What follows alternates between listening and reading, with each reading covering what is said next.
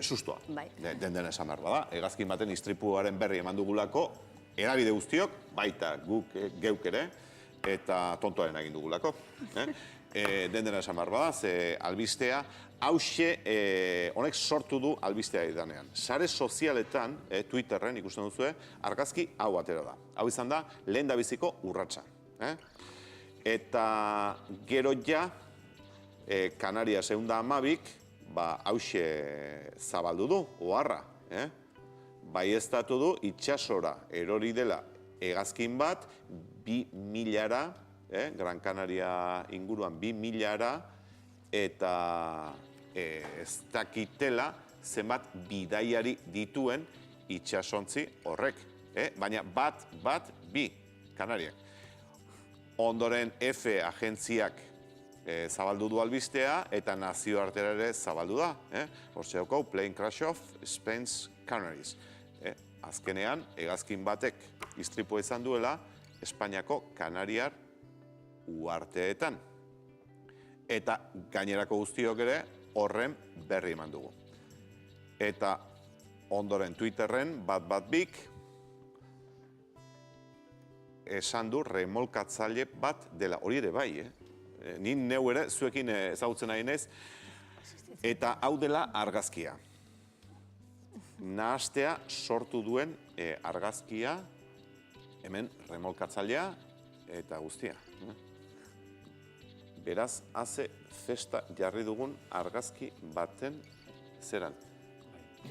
Riezu, barrez ari zara baina. Ez humorez hartuko dugu. Ez humorez hartu behar dugu, zorionez ez delako ezer pasa. Zorionez, egia da. Baina ez larria da eta jende asko seguro kezkatu duena gaur, izan ere, badakigu Kanario uharteak zer diren, eta zenbat hegazkin dauden orduro ere iristen, eta zenbat senitarteko geukiko lukete norbait mune horretan Kanariar uharteruntz, edo Kanariar uhartetatik ateratzen, ez da? Baina benetan deigarria da lehenengo tuita idatzi duenak, benetan ze ausardia, batez ere gehitzerakoan, se desconoce el número de ocupantes, se desconoce todo. Zuk ez dakizu ezer argazki bat daukazu. Lakidokea errepaso egin dezakegun berrez, zeni, egia esan, aluzinatzen nahi nez. Hori sinistea. Bai.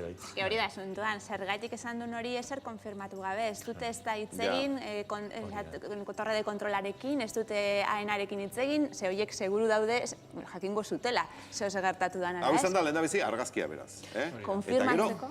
Eta gero txioa, tuita, Control Canarias confirma caída mar, avión 2 millas costa Gran Canaria, a la altura de Cerdore Ginamar. Se desconoce el número de pasajeros. Eta hau, Kanarietako bat bi zerbitzua da. Alegia ez da... Eta baiestatutzat. Hori da, ez? Eta gero datoz, txio gehiago edo tuit gehiago, ez? Urrengoak, tira, albiste honek salto egin du BBC-ra, lehen ikusi dugun bezala, baina txioak hemen daude, eta beste argazki hori ere, bai. Ez? Esan ez, remolkatzailea eta hori guztia. Zuzenean, ez da. Rakit, eman dugun irudia ez da bapeona, lehenengo inbar zuten esan, behintzat hitzegin, aenarekin hitzegin zer arian gertatzen, eta esan posible barko, ez? Piskat, posible avion, Malasian gertatu zena, esan zuten, desagertu eginda, ez ekiten ez da jauzi izan edo ezer. Eta hori izate zuten, eta gugoaz, eta ez. Konfirmamos, que ez dakit, iruditzen zaik gehiegi. Baina, ez dakit nork idatzi duen tuita, baina gongo da... Egia esan, dendena aitortu behar da, ez du bide luzea ere egin. Haenak Auroxamar gezurtatu duelako, baina tira. Baina egin duen ridikuloa ikaragarria izan da, azkenian munduei buelta mandion albiste izan da, ezta. Eta hemen tartean da bilen, hau da, badirudi informazio iturria nabio izena dirazten du, ez dakit nabio konsideratzen den ejertzitoko zerbaitekin relazionatzen dut, ez dakit nabio barku bakarre bat izan daiteken, baina handikan bidalitako argazkia da, hau da, itxasuan ikusi, eta handikan bidalitakoa, ez da? Eta gero emergentzitako, larrialdetako bat biko bulegoak badirudi zuzenean ja retuiteatu egintzula. Hau da, nabio hori militarra baldin bada ez dut pentsatu nahi, hankasartzea azkenian ofizialtasunetik datorrela ere, baina egia esan nabio hitzarekin ez du adirazten pribatua dan, edo itxasontzi bazan, edo militarra baino alare. Irresponsabilidade bat. Harrigarria eta... Nabio, osea, ez du eta norbaitek honen ardura hartu beharko du. Nazioartera horrelako gozo basaltzea. Nabio. Ja, izugarria da. Igone Belez, kaxa beltza.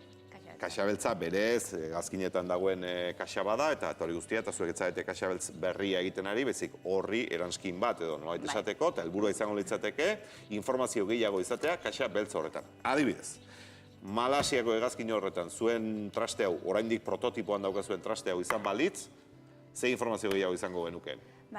Izango genukena da, egalak adibidez, gure kasuan egaletan konfokatu gara batez ere, edo zein puntutako datu gehiago, temperatura, humedadea, ez deformazio jaso duen. Azkenean, asuntua da momentu honetan ez dakigula. Akatz tekniko bat izan den, ez dakigu benetan pilotuak edo kopilotuak edo norbaitek erabaki duen abioi hori horrela buelta ematea nahi dulako eta eramatea inun bezera hortxe itxasoaren erdialdea galduta, ez dakigu ezer. Orduan, behintzat, datu tekniko gehiago ikiko bagenu, jakingo genuke gehiago, esango genuke, akatz tekniko egon da edo ez da egon. Eta hori falta zaigu, ala ere kasu honetan arazo bat izango genuke, ze gertatu zena zen, nolabait moztu egin zela, eten egin zela, abioiak daukan komunikazioa estazio zentralarekin bidaltzen dizkion telemetria guztiak. Nolabait, erdu erdiro edo bidaltze ditu jaso ditun datu pilo bat. Eta hori, jarraitu zuen bidaltzen, baina bidalizun bakarra, ez dakit entzun duzuten, bidalizun bakarra da hemen nago, holako seinale bat, satelite batek bakarrik entzuten ziona, eta horrelan lortu dute jakitea nun inguruan, eta kriston erradioa da, irudiak ikusten baituzu oso erradio handia da, horrela jakin duten ondagoen. Orduan, arazoa izan da kasu honetan, eta horregatik abioia desagertu da gure radarretatik eta guztietik, justo deskonektatu dutela, pentsatu genuen, pentsatuta dagoen segurtasunik importanteena, bidaltzen duna, badatu gehienak. Beraz, zuen eranskina izan balu ere, igual izango ginen, dendera aitortu behar bada, ze azkenean komunikazio hori ez pasaigu iristen, komunikazioa iritsiko balitzaigu edo bestela. Orain, ez dakit, egun ematean aurkituko dute, baldin bait ere kaxabeltz hori, ez dakit, aurkituko duten edo ez, zuen eranskina balu, ze informazio gehiago izango duke? Azkenean, datu gehiago, ze importanteena da jakitea, akatz teknikoa badalen azkenean, jakitea zerk egin duen, zer faiatu duen, hori berriro ez gertatzeko. Azkenean, abiazeiako historia guztian hola funtzionatzen da, betik analizatzen da guztia, akatz guztiak analizatzen dira, hori inoiz gehiago ez errepikatzeko. Egia da, hegazkinuen baten sistema elektronikoak ikusten baituzu, redundantzia pilo badago, daude sistemak oso errepikatutak, baina horregatik esate dute akatz bakar batek ez lukela inoiz abioi bat itxasoratuko. Izan behar di akatz pilo bat enkadenatuta, sistema guzti, erredundantzia guzti hori nolabait lurrera botatzeko. Baina, holako gauzak gertatzen direnean, nahi duguna da nolabait ikasi eta ez... Eta zuek prototipo hau landu duzu. Hori da. Ez zaio beste inori okurritu hori guztia?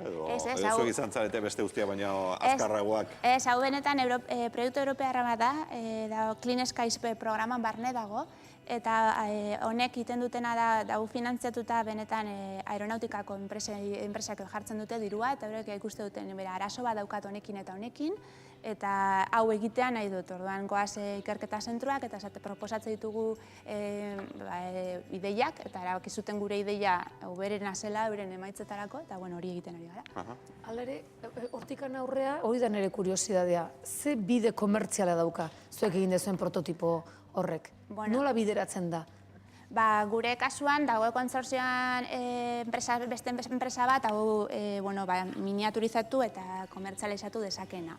Orduan, noski, aeronautikan elektronika oso kontrolatu badago eta oso prozesu sakona jaso behar du benetan abioian jartzeko, egin ditugu frogak, abioi baten lurrean dagona, geldirik dagona, ia utzik dagona, Herkules abioi bat zen, gero gauzak jarriko dituzte barruan, nolabait abioi normala, baina geldirik, gero mugimenduan baina lurrean, eta gero hegazkinean hegaz eginez. Zezkenean, ezin dezakeguna da, esan, goaz frogatzea, eta goaz abioi komertzial baten jartzea, 300 pertsona dijoazenak, eta bea zer gertatzen den, hori ezin dezakegu egin. Orduan, daude hor oso prozesu luzea da, ideia bat duzunetik, eta prototipoa duzunetik benetan abioi komertzial batek izatea. Eta copyrighta dauka? Copyrighta, Copyrighta zeukitzen du softwareak. Ze azkenean da, nik ze idatzi dudan, ze egin dudan, ez?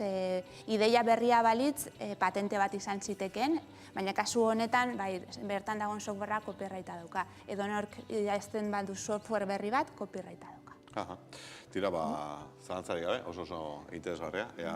Saltzen duzuen eta merkaturatzen den, eta hemendik aurrera, Igone Belezek eta bere lankideek, Euskal Herrian landu eta prestautako kaxa beltzaren, ez da nola, deitu, nola hitz egin zuen traste horrek?